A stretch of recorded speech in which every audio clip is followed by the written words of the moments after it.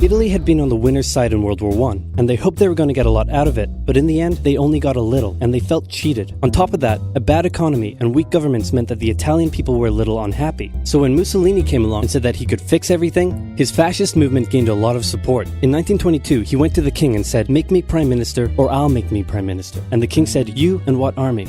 "This army." Fair enough. Then he went about establishing a dictatorship with himself at its center. Europe had its first fascist dictator. Next up, Germany.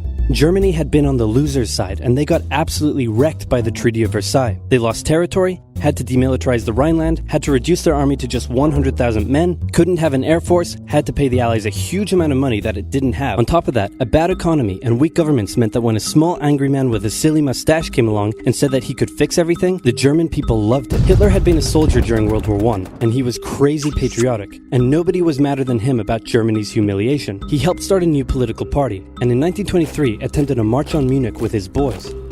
And then he got arrested. But his popularity grew, and in 1933, the president made him chancellor. He believed he was Germany's great destined savior, and he went full megalomaniac, establishing a dictatorship with himself at its center. Europe had fascist dictator number 2.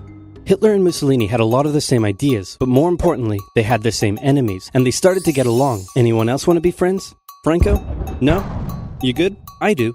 Who's that? It's Japan, and they've taken over northern China. Let's rewind a bit. Japan had isolated itself from the rest of the world for over 200 years until the Americans showed up and said, "You're going to trade with us and you're going to like it." Then the Western powers imposed a bunch of unequal treaties, meaning Japan's economy was bust. They also had no natural resources, so they decided to go get some. They went to war with China to gain a sphere of influence over Korea, and they took a bunch of China's stuff. But then the West said, "Hey, cut that out." And since Japan couldn't take on the West, they said, "Okay, I guess we'll just go home." Wait a minute, what are you doing? Taking advantage of a weakened China and setting up spheres of influence. But I was the one who weakened them. We know. And you guys didn't let me have anything. We know. That seems unfair. We don't think so. Okay, see ya. So Japan thought, screw this, and went to war with Russia, and stunned everyone by actually winning. Then they fully annexed Korea, but they didn't stop there. In World War I, they took Germany's colonies and islands in Asia, and then in an incident that was maybe staged by the Japanese army, a bomb blew up a Japanese train in Manchuria, giving them an excuse to launch an invasion and take over. So here's the situation. Nazi Germany, Fascist Italy, and Japan all believe they're racially superior, all feel hostility towards the Allies, and all want to militarize and take over more stuff. And so they did. Let's start with Germany. Hitler hated the Treaty of Versailles, and now he was ready to begin undoing it. In complete violation of the treaty, the first Luftwaffe squadrons were set up, conscription was introduced, the Allies did nothing. Then Hitler sent his army back into the demilitarized Rhineland, giving orders to immediately retreat if the Allies showed up. The Allies did nothing. With his military re-strengthened, he could now move on to step 2.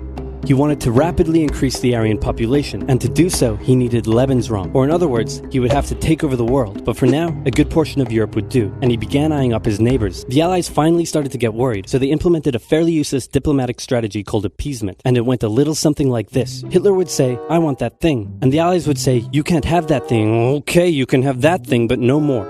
"I want that thing." And repeat. In 1938, Hitler's army marched into Austria and just took it, with no resistance. Boom, this is Germany now. Next, he demanded to be given the Sudetenland, an area of Czechoslovakia with many ethnic Germans. The Allies held a meeting with Hitler in Munich and said, "Look, we're going to give you what— Hang on, this meeting is about my territory. Shouldn't I come to the meeting too? Anyway, we're going to give you what you want." "Really?" "Yeah." "Just like that?" "Yep." "What's the catch?" "Just sign this piece of paper promising you won't invade the rest of Czechoslovakia." Okay. Then Chamberlain returned home victorious, waving his signed piece of paper in the air, declaring crisis to be averted and the continuation of world peace. Hitler's invading the rest of Czechoslovakia. What? He's invading the rest of Czechoslovakia. Oh. You lied to me. What do you expect?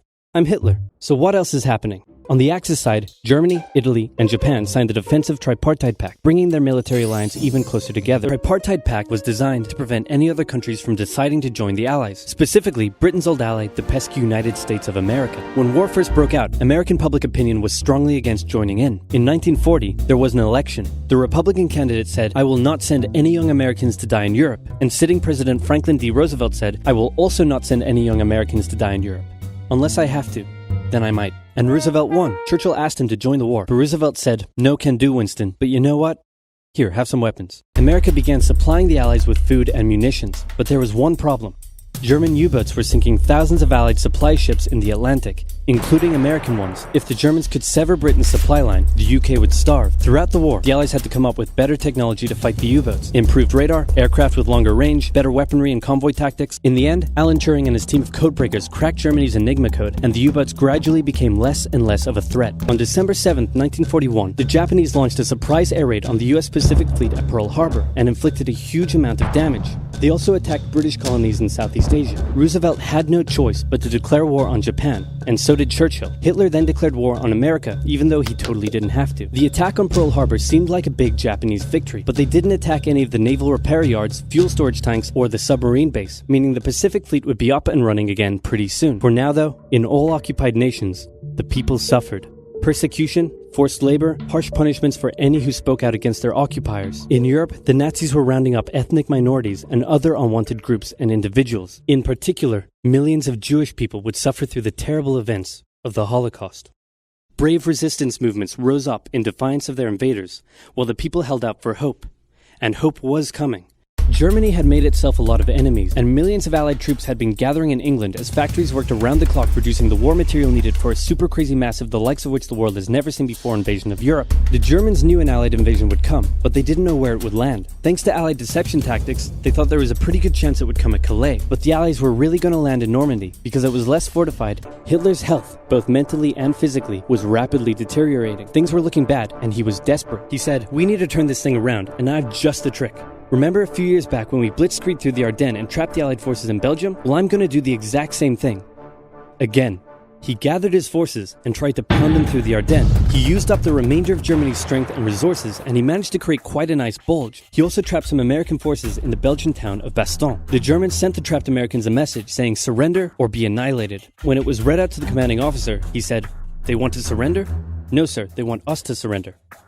Nuts! And that's what they sent off as their official reply. General Patton's Third Army then managed to break the siege from the southwest, and the Germans were pushed back. Hitler's last-ditch attempt had failed, and what followed was a total collapse of the German forces. The Allies pushed into Germany from both sides. The Soviet Union took Warsaw and kept pushing to Berlin. In his bunker, Hitler realized all hope was lost. Berlin fell, and with it, Hitler's dreams of a great German empire. Two of the Axis nations had been knocked out. One to go. The Americans began their assault on Okinawa, the last island before they would reach the Japanese mainland.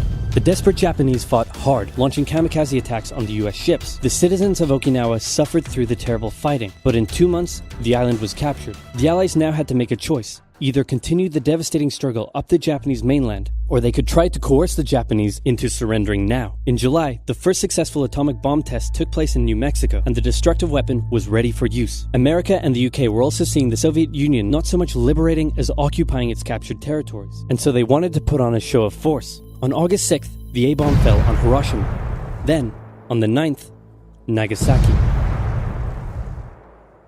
The cities were reduced to rubble. And for the people living there, it was a terrible fate. But for the Allies, it achieved their main aim. In September, the Emperor announced Japan's surrender, saying the war situation has developed not necessarily to Japan's advantage. After 6 years, war was finally over.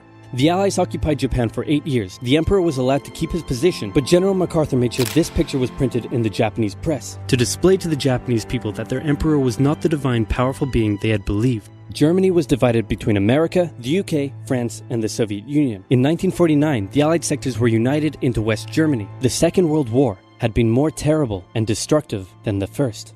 In its aftermath, two major superpowers with two very different ideologies had come out victorious, and the tension between the two of them would create a new kind of war.